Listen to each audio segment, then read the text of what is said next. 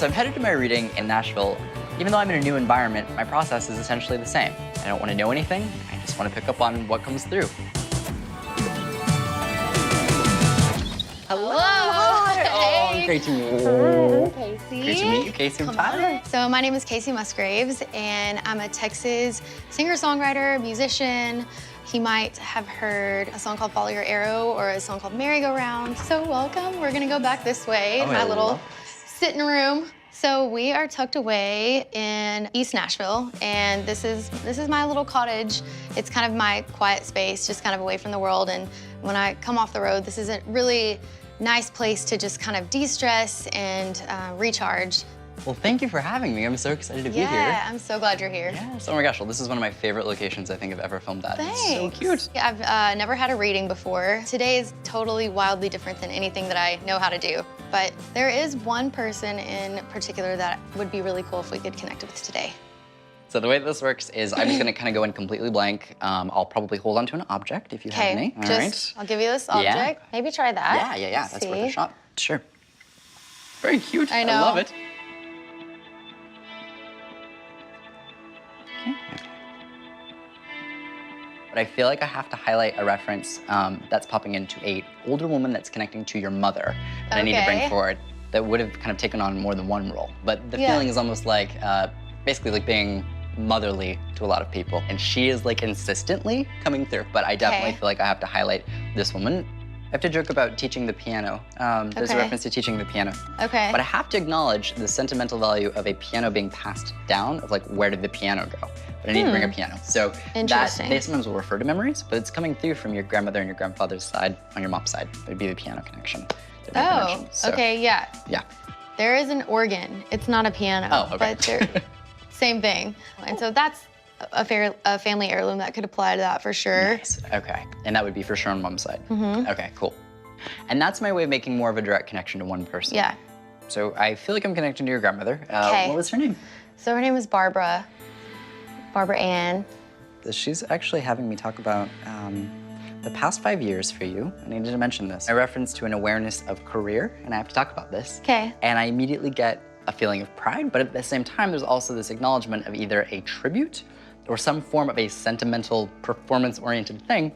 Okay. But she feels like she's in on this in the way this comes across. That's cool. So there's a song called This Town, and it's on the last record that I made. So I kind of wanted, in the beginning of the song, to kind of evoke this front porch feel, a gritty, just a moment, a story, just to kind of like lead into the song. And I was going through my voice notes one day, because I just record things all the time, and I came across this story that I had completely forgotten about.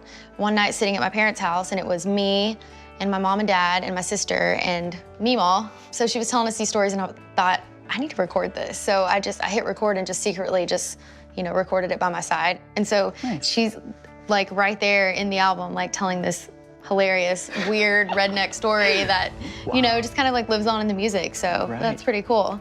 Wow, that's awesome. It's so special to be able to carry her legacy with you in your music. Yeah, and people who have never met her are hearing her voice, It's just strange, but it's really cool.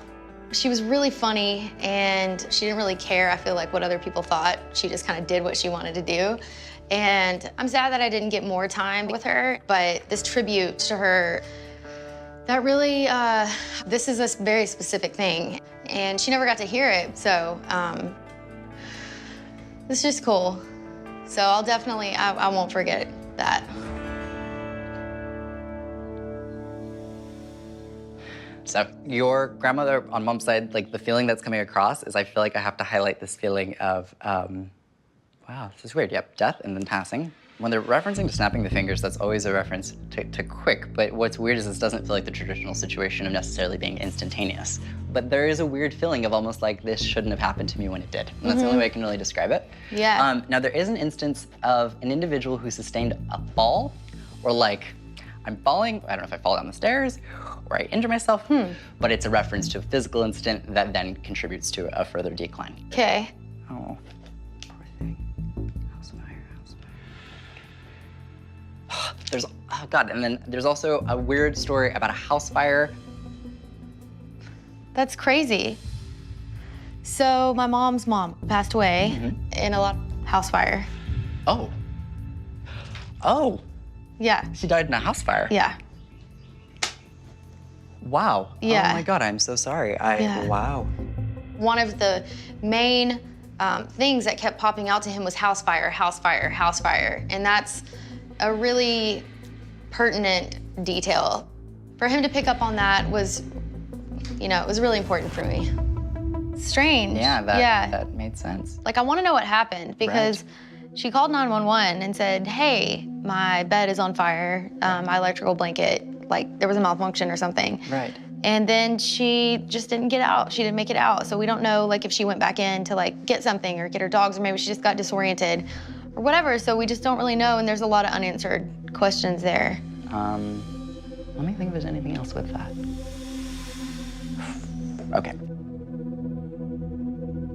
She just gave me the vision of the reference to the fall. The thing I mentioned earlier about someone falling or tripping and then this acting as a catalyst for someone's passing. She literally just threw that out at me just now. As herself, or? Right. So what this could be trying to convey is that there could have been a fall or a trip or something that would have hindered one physically to not actually be able to get out of this. But there's definitely distinctly a feeling of like, I physically feel like I cannot get out of here. Weird. As we kept going, more and more started to kind of reveal itself. And that's not something that you can just guess at or throw out. It was a very shocking thing. Okay, so this was the last picture taken of her before she passed away. She's sitting there in the rocking chair and just looks real content and peaceful. Just definitely was like just a caregiver in a lot of ways. There's a feeling of like, I don't want where I died to basically define the space forever. And the acknowledgement is basically like rebuild, or if there was part of the house that survived, add on to it. I do have to acknowledge there is a reference to a small body of water that I need to bring up kind of nearby. There's like a stream, but it would kind of divide two pieces of land. Like. There is a body of water. Cool. There's a pond. There's like a lake, right there. Nice. So. Awesome. Yeah. That's cool. The feeling is that it has such a sentimental meaning. If there's anything that we can refurbish or rebuild or any essence from the past that we can bring for the future to kind of hold on to that sentiment, then let's do it. Okay.